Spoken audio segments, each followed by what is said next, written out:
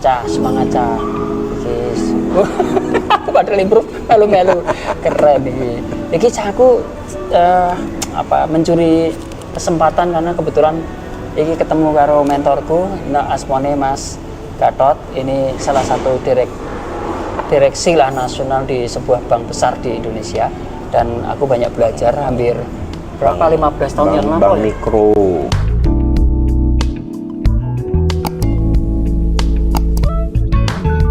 Bank Mikro dolanane nasabah wis udah berapa total nasabah yang diurus sekarang? Sekarang mungkin yang aktif sekitar 4,2 juta. Ini beliau ngurusi 4 juta orang lebih cah, jadi bayangkan koncone Emak-emak 4 juta emak-emak. 4 juta emak-emak. Itu jadi aku pernah suatu waktu dulu belajar tentang bagaimana bankable atau financial harus dikembangkan di dalam bisnis. Itu adalah salah satunya dengan timnya Pak Gatot. Mas Gatot ini itu nyuruh orang, itu aku masih ingat di Semarang karena beliau dulu direktur utama di sebuah bank nasional juga di satu tempat di Semarang ya, kantor pusatnya kebetulan ya. Dan kemudian sekarang sudah dibeli, sekarang beliau di tempat yang ngurus 4 juta orang itu. Mas cerita Mas proses melihat apa yang kulakukan ini di jaringan rumah usaha. Mas Gatot kasih sekilas proses kreatifnya. Menurut Mas Gatot itu apa yang dilihat Pak Gatot dari jaringan rumah usaha? Kalau saya dari dulu ya melihat Pak Ili itu figur yang unik, saya bilang.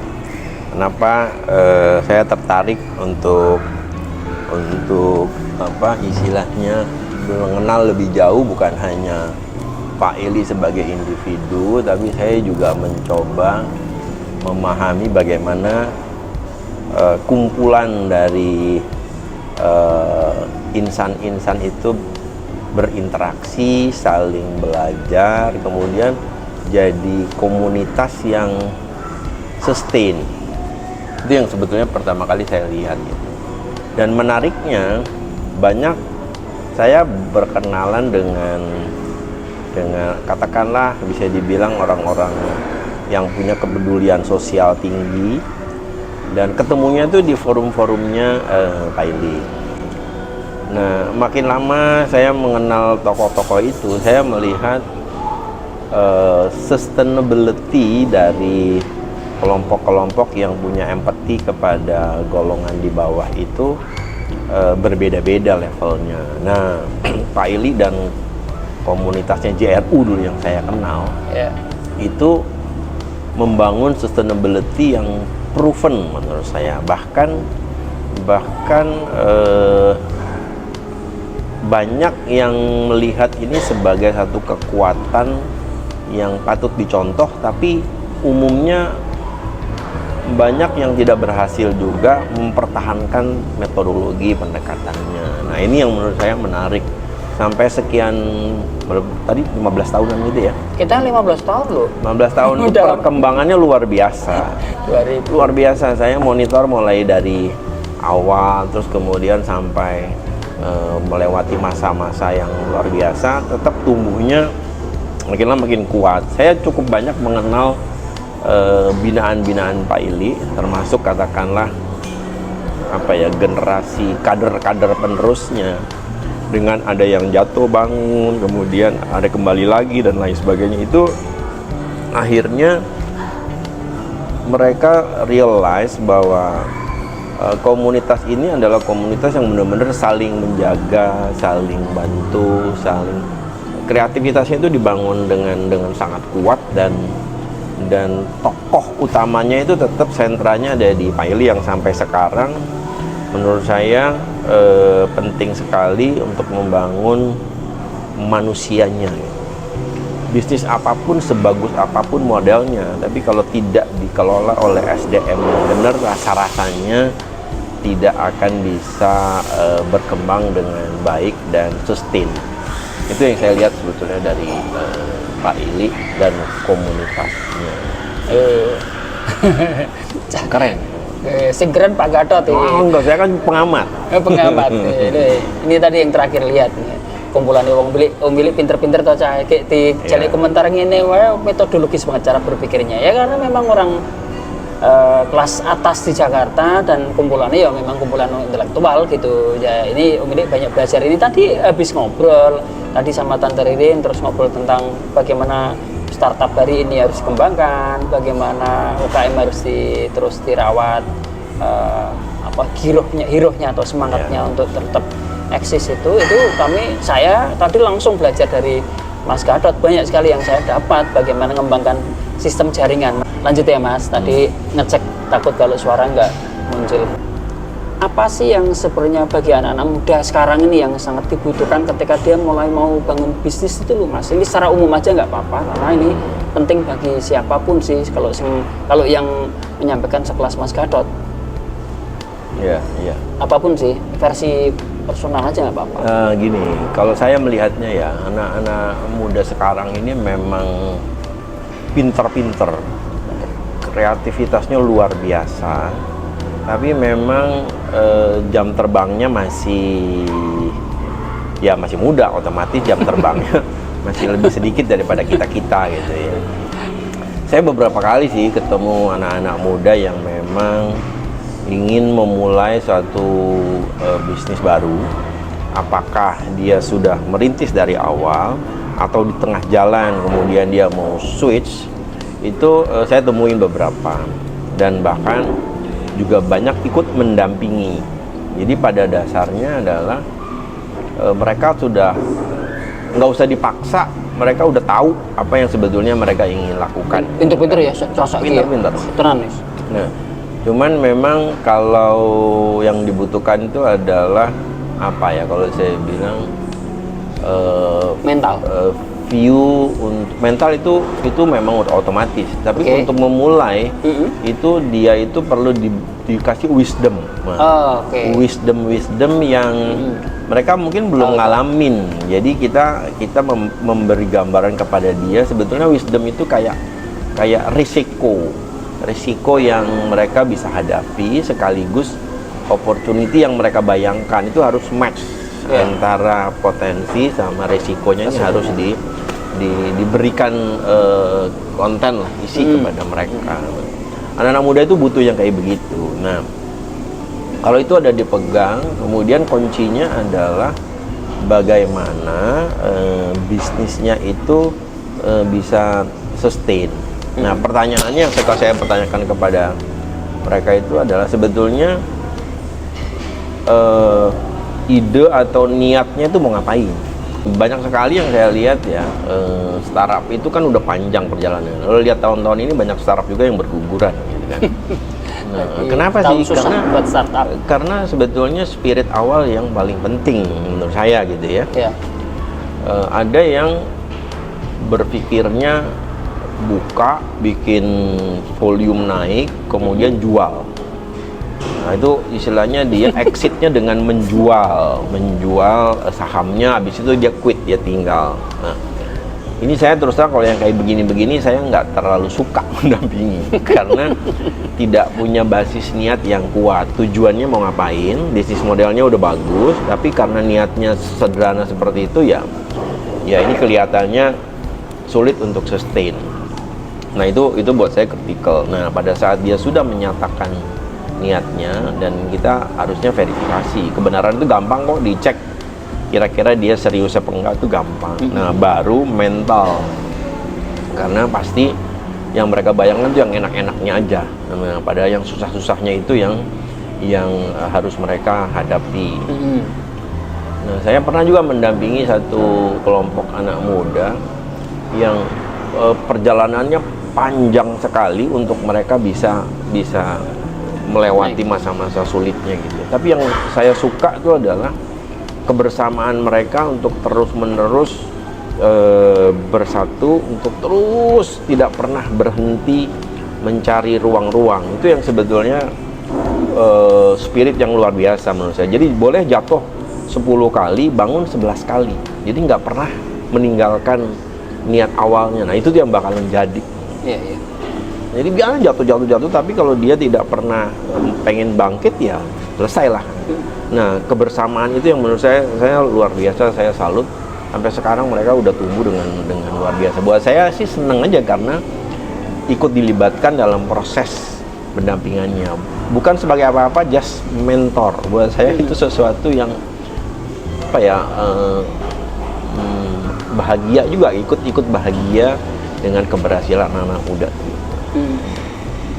Banyak lagi contoh-contoh anak muda yang sekarang ini sedang mau memulai gitu. Memulai itu pun juga banyak hal. Nah, emang menarik karena kebetulan saya berkarir di banyak bidang, jadi bisa memberi insight. Bahkan kadang-kadang ketemu kelompok-kelompok anak muda yang memang bisnisnya terkait dengan apa yang ingin dibangun di entity yang sedang saya berkarir. Itu juga menarik, Pak Ili. Iya, kalau Mas Gatot bersinggungan dengan karena perbankan kan, karena financing kan, berarti hubungannya dengan banyak orang. Nah, yang menarik berikutnya itu sebetulnya Pak Ili itu adalah apa ya? Saya lihat tokoh yang nggak pernah berhenti untuk improvisasi. Basisnya adalah basis komunitas. Nah, itulah kekuatan yang menurut saya saya udah bisa buktikan bahwa komunitas itu punya kekuatan yang unik gitu ya. Dan saya lihat sebetulnya JRU ini punya kemampuan untuk membangun ekosistem yang even kita bisa dibilang closed loop. Nah, closed loop inilah kekuatan yang sebetulnya bisa jadi kekuatan yang dahsyat ya kalau ini dikelola dengan metodologi, dengan pendekatan yang juga mengikuti zaman gitu ya. Tapi kembali lagi ini harus dimulai dari niat, dimulai dari motivasi dari tim internalnya JRU sendiri. Nggak bisa sekedar dititipkan orang idenya segala macam. Saya nggak yakin ya, kalau itu tumbuh dari dalam, itu potensi suksesnya akan luar biasa, apalagi dengan track record yang selama ini sudah dibangun ya. Itu sih yang saya yakini dengan Pak Ili dan komunitasnya. Cicah jenenge bombong iki yang gede ki ati. Oh benar. Iya, hidup itu kan harus gitu, Mas. Saling menguatkan kan. Ini kan cerita saling menguatkan kan. Bagaimana kita ketemu kan, hidup kita ini kan saling bertumbuh, dan memang bertumbuh ketika saling menguatkan. Apalagi dengan posisiku yang relatif lebih muda, karena Mas Gatot ini lebih 5 tahun di atasku, tetapi wajahnya podo. Karena memang wajah Umli kan boros, nggak apa-apa, udah. Casingnya aja yang begitu, jeroannya Cina, luarnya iPhone. Ya, semoga sinau terus ya Mas Gatot ya. Aku bersyukur banget dikancani Mas Gatot. Ini salah satu mentorku. Terus ada juga Pak Dibri GS, terus ada Pak Soleh Hedi, itu banyak mentorku. Terus ada Pak Desarutomo, itu mentor-mentorku yang kalau Pak Desaru, Pak Dibri GS sudah tindak, sudah dibundut Gusti Allah, ya udah. Sekarang tersisa di antaranya Mas Gatot ini. Aku ke Jakarta ya coba-coba, ayo Mas, ngumpul Ya, gitu. seneng ketemu. Saya terus terang banyak kenal tokoh-tokoh yang luar biasa itu ya dari Pak Ili ini. Oh iya, kita ini dulu jenengan kita kumpul-kumpul tahun piro itu, terus mulai jenengan mulai tur bener-bener kumpul karo cah.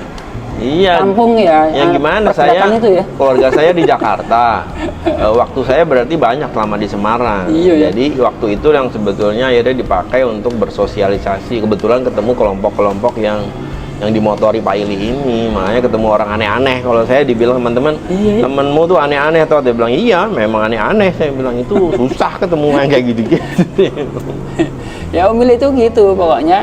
Kalau ada sedulur yang baik itu ya saling dikenalin. Makanya kita kan jadi lumayan deket ya dengan Mas Sandiaga Uno, dengan Prof. Renat Kasali, dengan tokoh pergerakannya langsung ya Bang Idin lah, ada Mas Ril.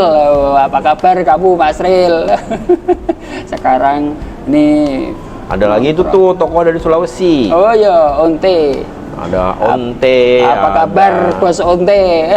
Oh itu udah pemain di Kadin, itu levelnya beda. Oh sekarang di Kadin, aktif di Kadin, di nasional, di Indonesia atau di nasional.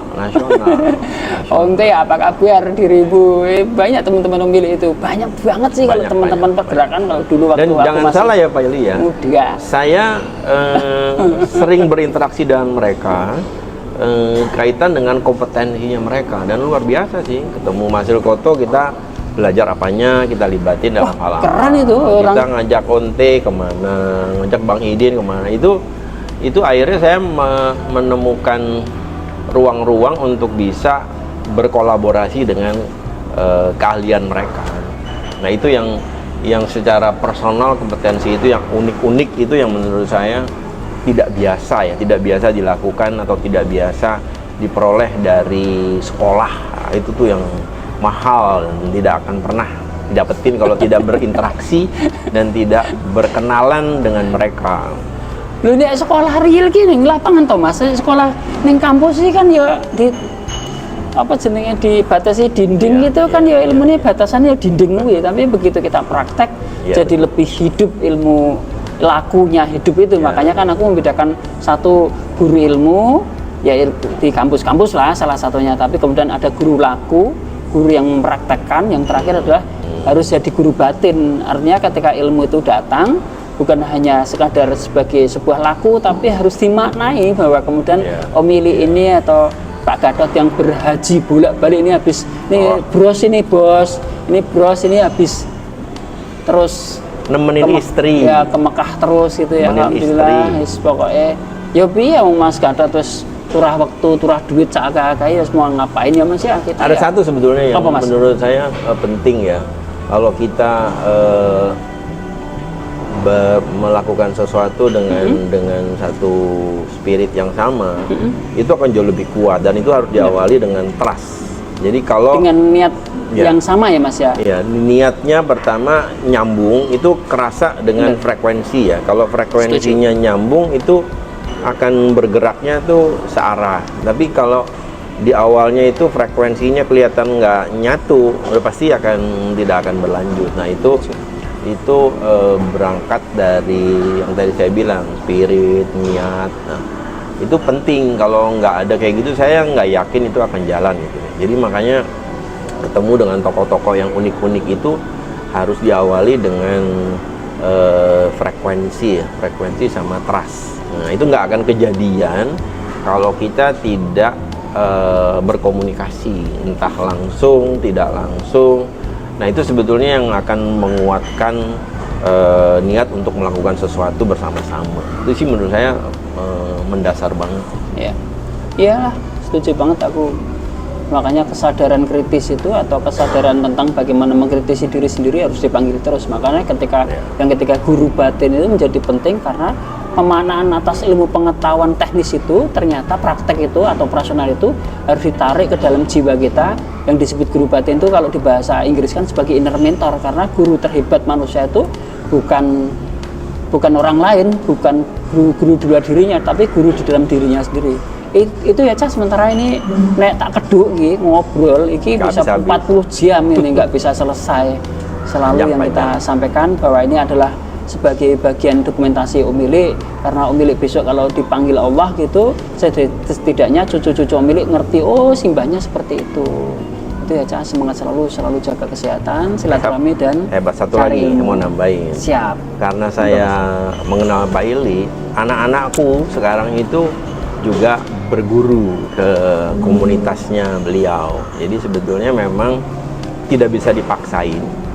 Saya kenal Pak Ili udah lama, tapi anak-anak saya itu untuk bisa masuk menjadi komunitasnya juga butuh waktu yang panjang untuk bisa membuat mereka itu merasakan bagaimana kekuatan berkomunitas yang benar gitu ya. Sekarang udah 2 anakku yang belajar lah ya dalam proses untuk ikut terlibat di dalam komunitas, karena bagus juga buat mereka, menyiapkan mereka untuk lepas dari ketergantungan dari siapapun. Ya, terima kasih sekali Mas Gatot sudah mempercayakan putri-putrinya. Intinya gini yang aku sampaikan ke 2 putri cintaku ini adalah Umilik akan selalu mengikuti apapun yang kamu inginkan, anak-anakku 2 ini. Makanya memang belajar di tempat Umilik itu yang paling berat adalah menemukan dirinya sendiri.